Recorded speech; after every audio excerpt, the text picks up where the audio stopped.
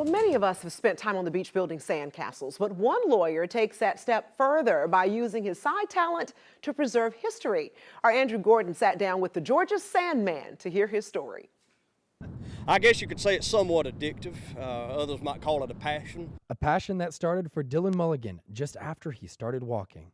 Most of the years that I just built castles. They weren't modeled after anything particular. I just make them up as I went. It was right out of my head.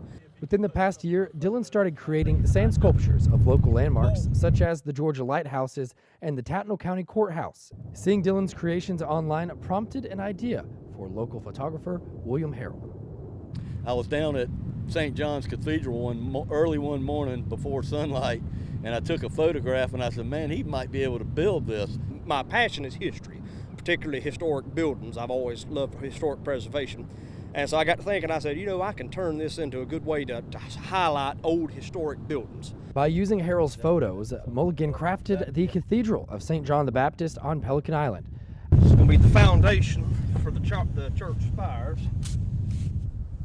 After over 7 hours and over 100 gallons of water, what was just a portion of the beach turned into the spitting image of the historical structure. As impressive as this sand sculpture is, there's another building that hits closer to home. Anything that I am able to generate goes to a historic preservation project in my hometown. I'm part of a group called the Friends of the Glenwanis Hotel. We've been working at it for a number of years, and our goal is to restore it, to use it as our local museum and a community center.